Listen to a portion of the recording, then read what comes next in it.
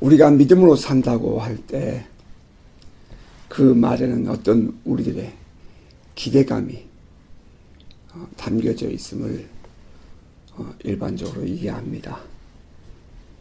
믿음으로 산다고 생각하는 그 말하는 사람들이 흔히 말하는 기대감이란 과연 무엇일까요? 일반적으로 우리가 예수를 잘 믿으면 복을 받는다 하는 그 경제적이고 사회적인 다른 사람과 잘 누리는 그런 축복을 먼저 기대할 것입니다. 지금보다 더 나은 그 내일의 삶에 대한 막연한 기대감, 그것이 우리가 예수를 믿는 사람들 속에 있는 또 하나의 기대감이기도 하고요. 큰 어려움 없이 살면서 큰 어려움 없이 안정되고 또 평안한 삶을 사는 것, 그것도 또 예수 믿는 사람들이 흔히 기대하는 그런 기대감일 겁니다. 또 하나 거기다 덧붙인다면 자기가 원하는 대로, 자기가 꿈꾸는 대로 모든 것이 다 잘 이루어지는 삶, 그것이 하나님께로 받는 복 아닌가, 이렇게 주장하고 싶은 사람들도 참 많을 거예요. 예수를 믿고 예수와 함께 살면 절대로 어려운 일이 없을 것을 기대하는 삶, 정말 그런 것인가 하는 것입니다. 우리는 그러한 그 신앙을 번영의 신앙 혹은 기복적 신앙이라 이렇게 말하는데요. 이러한 신앙은 보편적인 대부분의, 아니 모든 종교에서 바라보는 그러한 기대감이라고 생각됩니다. 그래서 교회를 나와서 예배를 하면서도 하나님을 향한 목마름보다는 내가 하나님께 주의를 지킨다는 그런 종교적인 그런 기대감 혹은 의무감, 내가 주님께 헌금을 한다면 그것 또한 내가 마땅히 하나님 앞에서 받은 것을 돌려드리는 신앙의 고백이 아닌 무엇인가를 기대하는, 그 30배, 60배, 100배 심었으니 거둔다는 그런 기대감. 그래서 그런 것으로 말미암아 신앙생활을 가늠하는 그런 모습들이 종종 우리 주변에서 또 보고 듣고 나는 일들일 거예요. 그런 의미에서 우리 신앙인들이 말하기를 예수 잘 믿고 복 받으세요 라고 말하는데, 오늘의 본문은 거기에 충돌되는 그런 내용이 기록되어 있는 본문이랍니다. 정말 그럴까 하는 질문을 던지게 하는 그런 본문인 거죠. 예수께서 이제 제자들의 발을 씻기시고 라스트 서퍼, 마지막 최후의 만찬을 가지신 이후에 이제 그날 밤 예수는 이제 곧 팔리게 되죠. 그것도 사랑하는 제자에 의해서. 그 라스트 서퍼의 마지막 식사 자리에 모여 있는 예수님과 제자들, 그 분위기는 어떠했을까요? 아직 이것이 라스트 서퍼가 되리라는 그런 생각이 없는 거죠. 그들은 앞으로 조금 후에 어떤 일이 일어날지를 생각하지 못하고 있는 것입니다. 특별히 오늘 본문에는 그 대화, 그 자리에 독특하게 톡톡 튀어나오는 이름들이 있습니다. 예수님의 제자들 가운데 베드로, 그리고 요한, 그리고 가룟 유다입니다. 이들의 그 대화와 그 대화 뒤에 감추어진 그들의 마음, 그리고 그 마음을 이겨내고 뚜벅뚜벅 한 걸음씩 앞으로 나아가는 그 예수님의 모습에 비춰진 우리의 신앙생활, 과연 우리는 오늘 만난 나의 삶의 문제를, 나의 상황을, 나의 정황을 어떻게 이겨낼 것인가 하는 것을 이 오늘 본문 말씀을 함께 묵상하면서 되돌아보는 시간을 갖기를 원합니다. 오늘의 본문은 이렇게 시작하죠. 예수께서 이 말씀을 하시고 심령이 괴로워 증언하여 이르시되 내가 진실로 진실로 너희에게 이르노니 너희 중 하나가 나를 팔리라 하시니. 예수께서 이 말씀을 하셨다 그랬습니다. 무슨 말씀을 하셨는데 그렇게 마음이 괴로우셨을까요? 그 앞에, 바로 앞에 지난주에 보았던 말씀입니다. 하나는 그 발을 씻어주고 나서 하신 말씀이 너희도 서로 발을 씻어주게 하기 위해서 내가 너에게 본을 보였다 하는 그런 말씀이었죠. 내가 스승이 되어 내가 주가 되어 너희의 발을 씻어주었으니 너희도 서로 이렇게 씻어주는 것이 옳다. 이렇게 권면하신 것입니다. 그리고 이제 두 번째 하신 말씀은 시편 41편 9절의 말씀을 인용하셔서 이 말씀이, 성경의 이 말씀이 이루어지는 것을 너희가 보게 될 것이다 라고 했다는 거예요. 그 성경의 시편 41편 9절의 그 말씀은 다윗 왕이 아들 압살롬의 반역을 피하여 도망하다가 하나님께 부른 그런 시인데요. 아히도벨의 반역을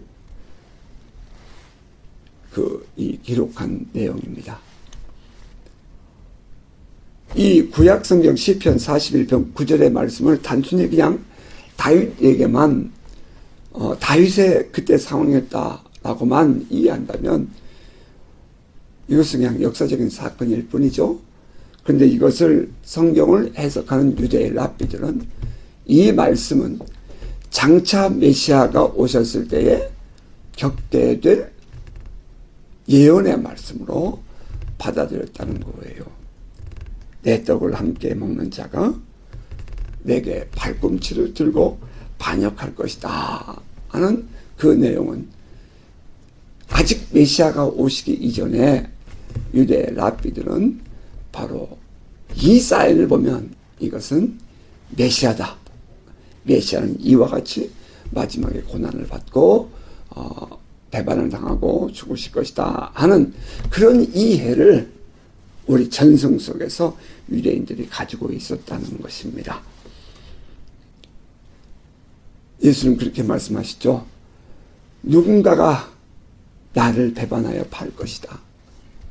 그런데 그때에 너희는 이 말씀이 이루어지는 것을 알게 될 터인데 그 말씀이 보여주고 있는 메시아가 바로 나라는 사실을, 나인 것을 너희가 알게 될 것이다. 그런 말씀을 하십니다.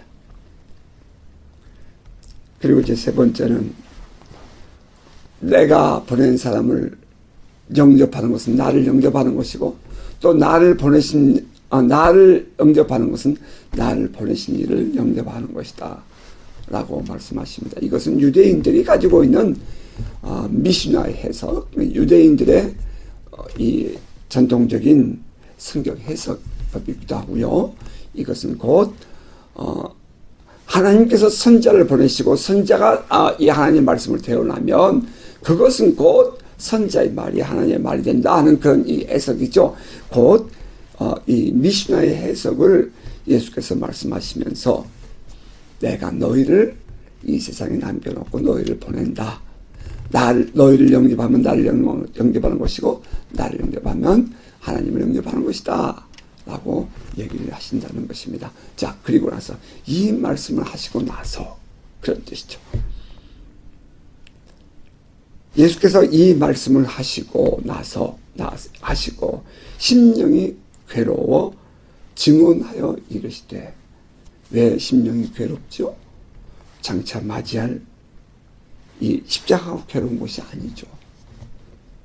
자기를 팔 자가 내 제자들 속에 있다는 것이 괴로운 것입니다.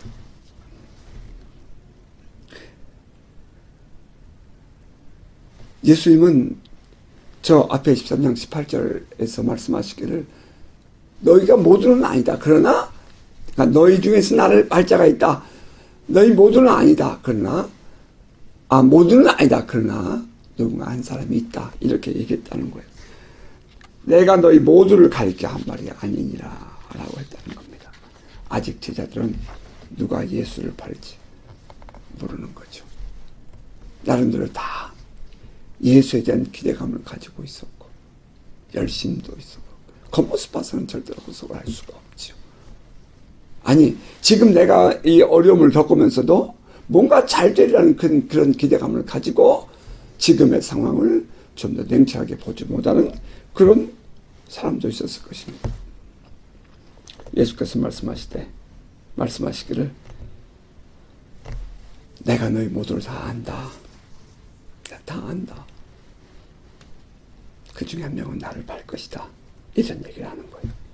그런데 이제 한 가지 그 본문을 보면 재밌는 것은 그냥 쓱 지나가면 여러분이 아무 생각 없이 지나갈 수 있어요.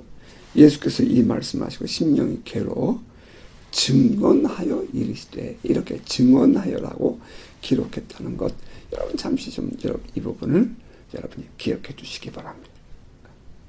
아니 그냥 예수께서 이 말씀하시고 심령이 괴로 말씀하여 이르시되 이렇게 하면 좋은데 testify 증언했다 증거했다 이렇게 단어를 썼다는 거예요. 이제 이 부분 그냥 지나가면 안 되죠. 자, 이 부분은 결론부에 가서 잠깐 다시 보도록 하겠습니다. 자, 너희 중 하나가 나를 팔리라. 함께 앉은 자리에서 말입니다. 그러자 이제 제자들이 서로 보며 누구에게 대하여 말씀하시든지 하시는지 의심하더라. 자, 갑자기 함께 모여있던 그 잔잔한 관계에 의심이라는 깨어짐이 일어납니다. 평온한 마음에 갑자기 돌이 톡 떨어지는 거예요. 함께 12명의 제자들이 모였습니다. 예수님까지 13명입니다. 모두가 다 서로가 쳐다봅니다. 그런데 다른 제자들은 모르지만 본인은 알잖아요. 성경은 이미 가룟 유다는 예수를 팔려는 생각을 이미 가지고 있었다라고만 하거든요. 어느 모임이든지 이처럼 한 사람이 비뚤어진 생각을 하면 이 전체의 균형이 깨지는 거죠. 영향을 받습니다. 그러니까 어느 모임이든지 비뚤어진 생각을 가진 자기중심적인 욕심을 가진 자가 그 그룹 안에 들어오게 되면 가정이 무너지고 단체가 무너지고 교회가 어려움을 겪는 것입니다. 참 이것이 어려워요. 그래서 사람을 잘 만나는 복을 받자고 우리가 기도하는 거죠. 그 속을 어떻게 알아요? 겉모습만 보고. 그 한 사람 때문에 단순히 그냥 쑥 이렇게 이 금이 가는 것이 아니라 서로가 의심을 한다는 문제입니다.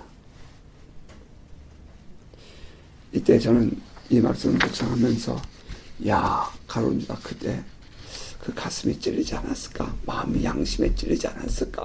하는 그런 질문을 가져봐요. 스스로. 의문을 가져봐요. 자, 이제 이어지는 본문의 말씀은 예수의 제자 중 하나, 곧 그가 사랑하시는 자가 예수의 품에 의지하여 누웠는지라. 그가 사랑하신 자 누구예요? 사도 요한이죠. 요한이 예수의 품에 의지하여 누웠습니다.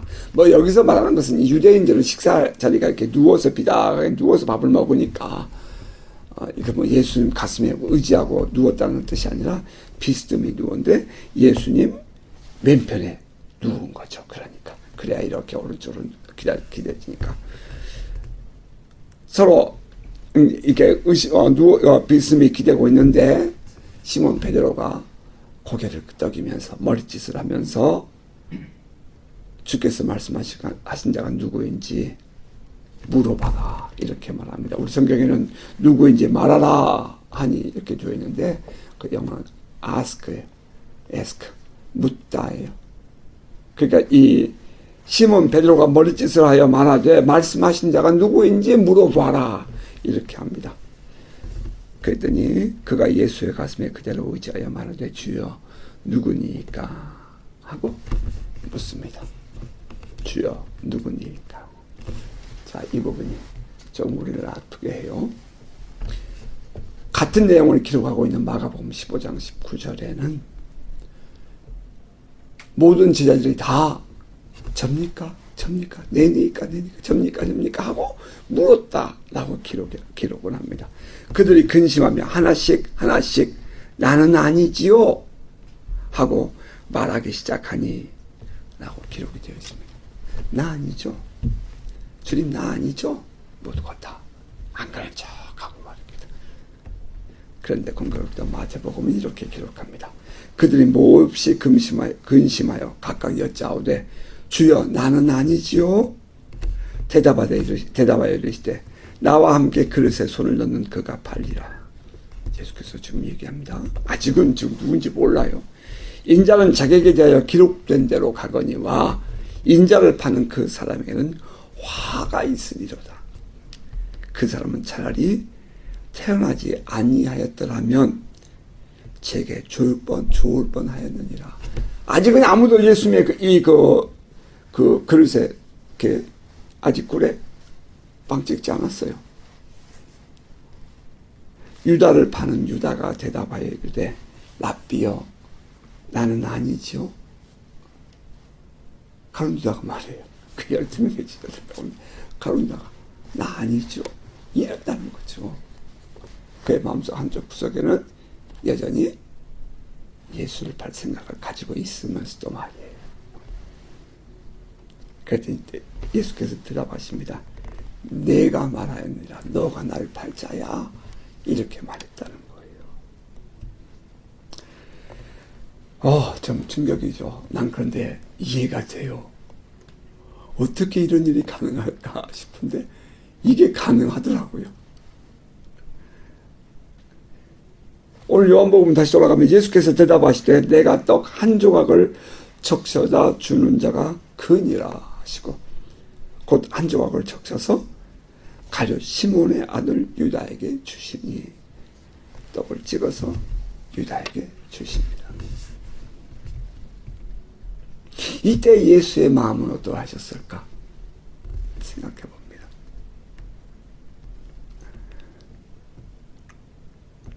그 나를 팔 자가 누구인지 예수는 아셔요. 그러면서 그것을 태연하게 떡을 이렇게 적셔서 주는 거예요. 솔직히 지난날 내 자신을 돌아보면 이런 아픔을 겪게 되었을 때에 난 도저히 그것을 사람들 앞에서 공개할 수 없었어요. 또 공개하면 더 시끄러지죠. 공개해서도 안 되고.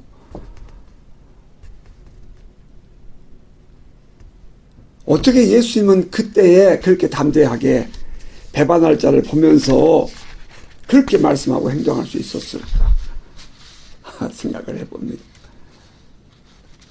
나는 이 본문 말씀을 묵상하면서 이 부분에서 깊이 생각하지 않을 수 없었어요. 사실 힘들고 어려웠을 때 나는 이 부분을 묵상을 했었거든요. 어떻게 해야 되는가?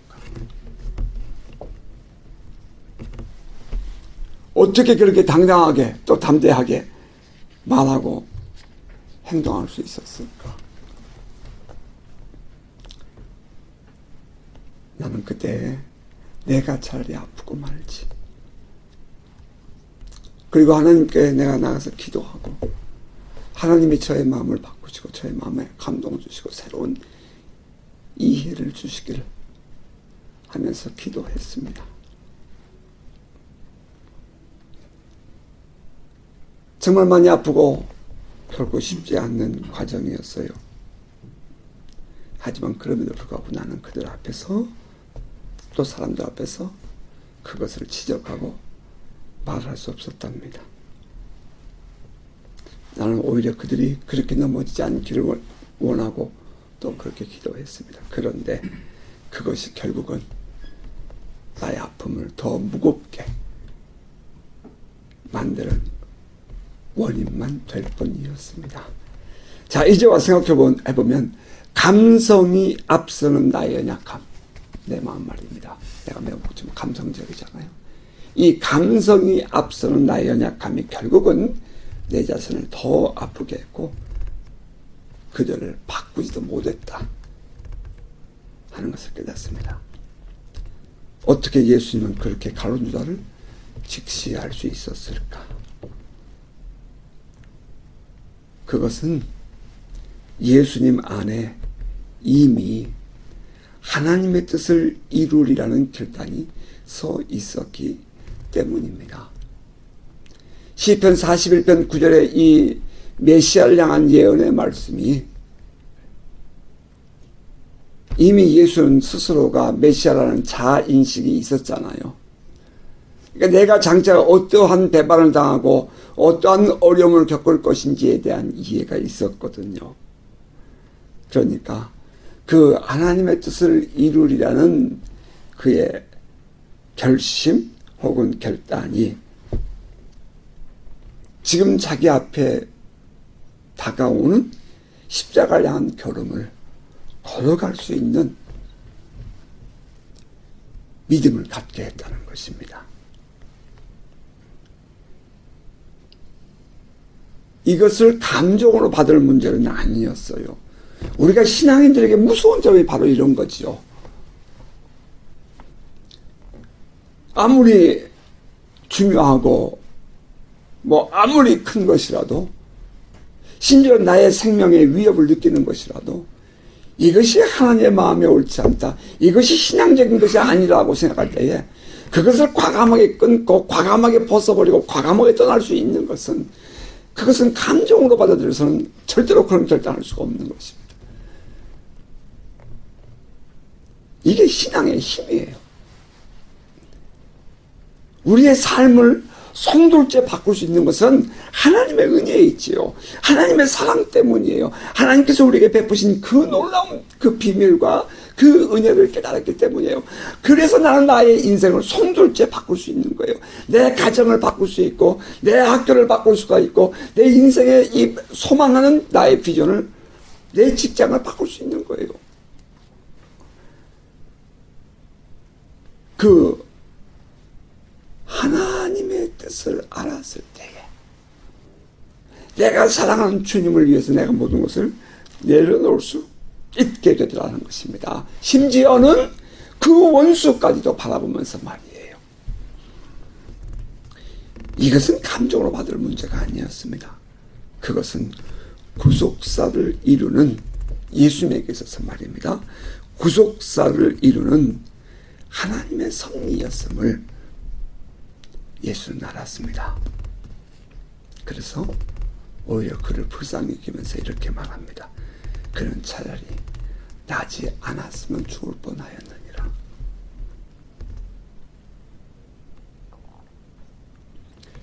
믿음으로 받아들이고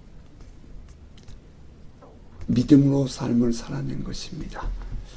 오늘 우리가 이 아침에 다시 한번 우리의 삶을 해석하고 돌아볼 수 있기를 바랍니다. 일어날 일, 참으로 받아들이기 쉽지 않은 아픈 일이었습니다. 그러나 예수는 그것을 믿음의 눈으로 해석했고 믿음으로 결단하며 나아갑니다. 예수께서 떡을 가룟 유다에게 주었습니다. 그러자 순간적으로 영적 분위기가 바뀝니다. 사단의 역사가 개입하는 것입니다. 조각을 받은 후, 본문은 이렇게 기록해요. 조각을 받은 후 곧 사단이 그 속에 들어간지라. 이에 예수께서 유다에게 이르시되 내가 하는 일을 속히 하라 하시니.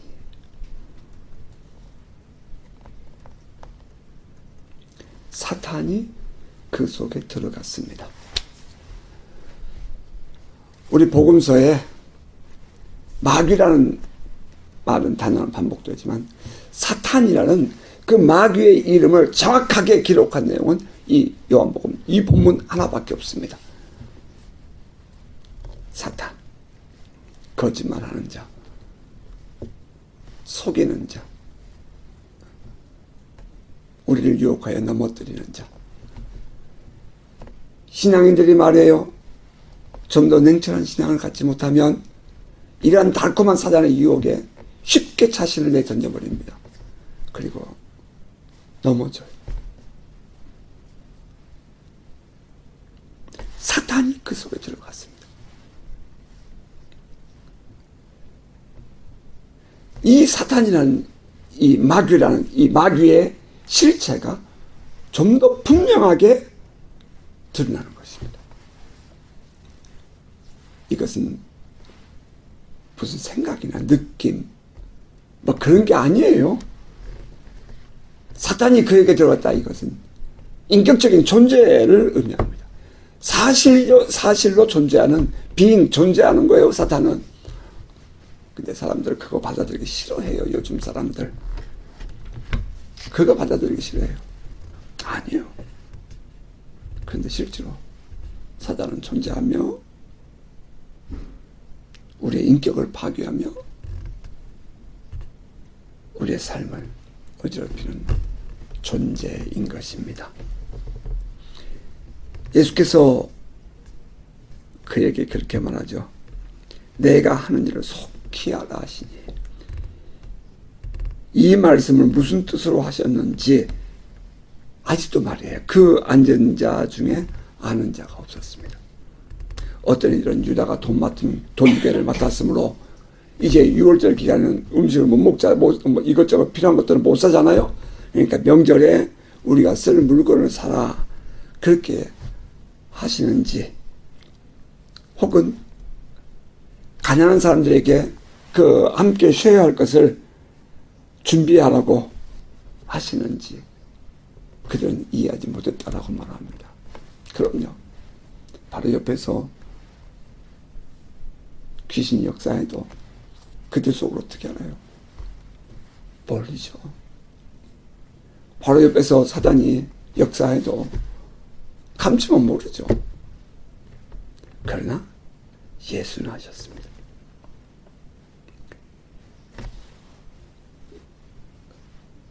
예수께 일어날 일에 대한 이해가 전혀 없는 제자들, 이들은 모두 결국에는 예수가 붙잡히실 때 도망갈 사람들입니다. 이게 참 놀랍죠.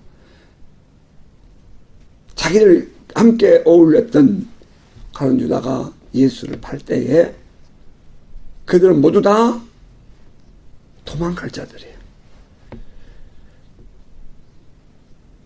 믿음의 걸음이 아닌 감정적인 이해와 단순히 자기들의 필요만을 생각하는 사람들입니다.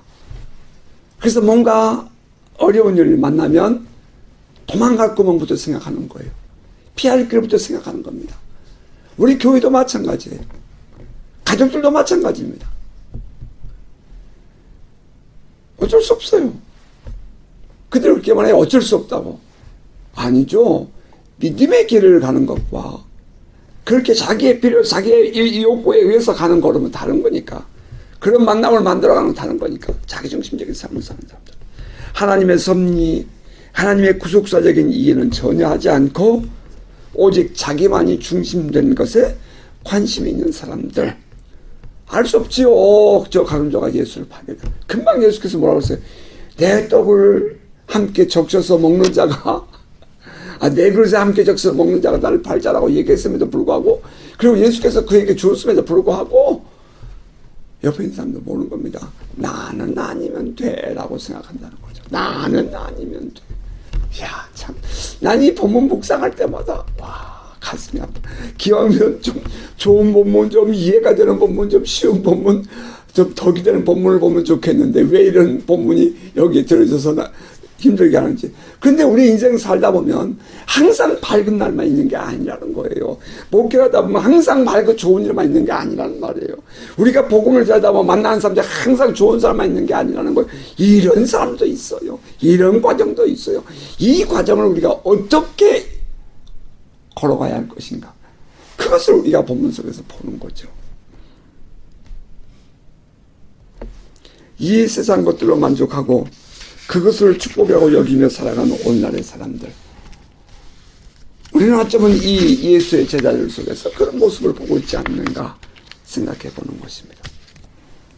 우리가 사노라면 때로는 받아들이기 쉽지 않은 상황을 만날 때가 있습니다. 이때 그 정황을, 그 과정을 이겨내고 뚜벅뚜벅 걸어가기 위해서 우리가 가져야 할 있습니다. 그것은 첫째, 감정적인 이해와 해석을 하지 말자는 것입니다. 감정적인 이해와 해석을 하지 말자. 감정적으로 받아들일 때 너무 힘들어요. 너무 고통스럽죠.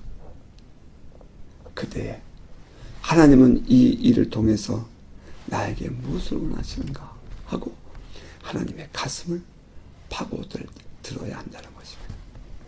하나님이 이 과정을 통해서 나에게 무엇을 원하시는가? 그동안 나의 신앙에 무슨 문제가 잘못된 것은 무엇인가?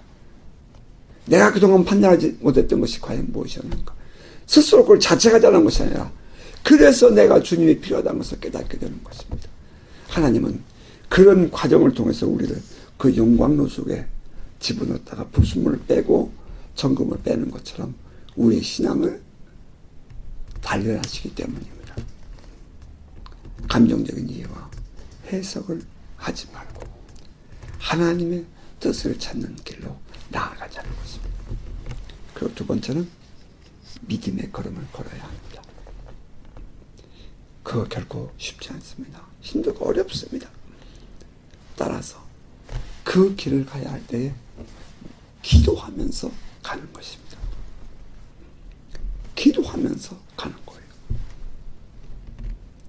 순간순간마다 하나님의 뜻을 찾고 위로부터 주시는 하나님의 은혜를 또 생각하고 묵상하고 찾으면서 가는 겁니다.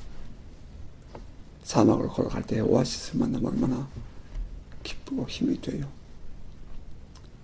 우리 하나님은 우리가 우리의 삶을 살아갈 때에 동행하시지만 또 실제로 동행하시지만 그러나 우리가 필요할 때에 오아시스와 같은 하나님의 말씀을 주시고 하나님의 개입을 주시고 하나님의 동행을 알게 하십니다. 야곱이 형 에서의 낯을 피하여 도망할 때에 그 광야에 그 지치고 힘들어하는 그 광야에 우리 하나님이 찾아오지 않습니까? 그때에 야곱은 잠을 깨고 하나님이 과연 여기 계시구나 내가 알지 못하였도다 하면서 스스로를 화들짝 깨우고 그가 그 다음 걸음을 걸어갑니다. 잠깨 부리다가 자기가 당하는 거죠, 결국은. 그러나 결국 그것조차도 하나님은 하나님의 섭리를 이루어가는 구속사의 사건으로 받아주셨다는 거예요.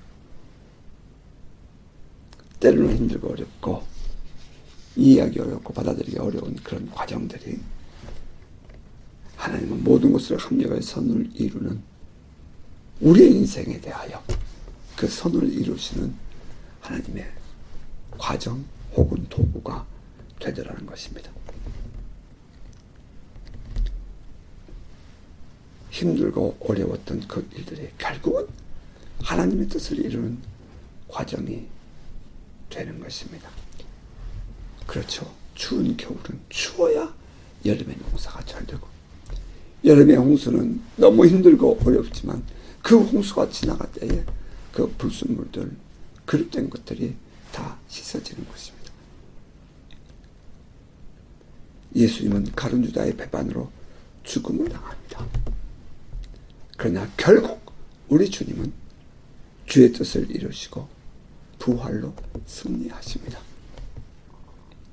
그래서 그 21절에 사도 요한은 예수께서 이 말씀을 하시고 심령이 괴로워 증언하여 이르시되 증언했다라고 말하고 있는 것입니다. 그것은 곧 다시 말하면 구약의 예언의 말씀이 나를 팔리라 나와 함께 떡을 먹는 자가 발뒤꿈치를 들리라 했던 그 예언의 말씀이 성취된 것이다 하는 것을 증언하여라는 단어로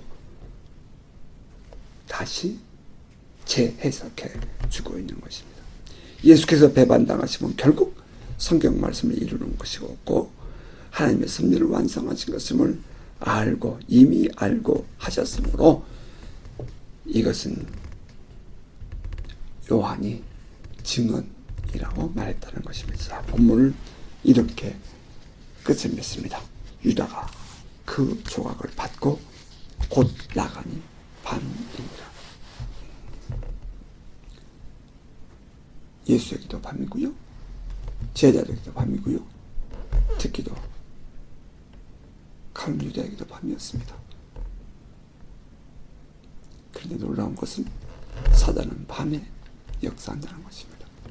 음흉한 생각은 밤에 일어나요. 어두운 사건은 밤에 일어난다는 겁니다. 유다가 떡을 받고 나가니 곧 나가니 밤이더라. 장차 일어날 일에 대한 예언적 표현이고요. 예수를 파는 일은 밤에 일어납니다. 사단은 밤에 역사합니다. 사단은 우리를 어두운 삶으로 이끕니다. 오늘 우리가 밝은 태양 아래 이 낮에 살고 있다고 해서 다 밝은 것 아닙니다. 여러분 마음에 어둠의 역사가 있을 때 우리 인생은 어두워지는 것입니다. 밤이 맞는 것입니다. 여러분이 모든 거 잘 된다고요? 아니요. 사단이 개입하면 그 인생은 밤이 되는 것입니다. 여러분 깨어있기를 바랍니다. 자, 그러므로 결단하십시다. 비록 어둠의 환경이 우리 주변을 둘러싼다 할지라도 밝은 빛으로 향하여 나오십시오. 믿음으로 빛 되신 주님을 바라보고 그 어둠을 이겨내십시다. 그리고 그 어둠에 대한 해석을 바르게 갖고 하나님의 뜻을 구하며 엎드리며 하나님의 때를 기다리고 하나님의 능력을 믿고 하나님께 나아가십시다. 오늘 우리의 삶을 믿음으로 해석하고 믿음으로 이겨내고 믿음으로 주님의 섭리를 바라보면서 우리의 삶, 하루하루의 삶을 믿음으로 살아가는 복된 삶 되시기를 주의 이름으로 축복합니다. 아멘.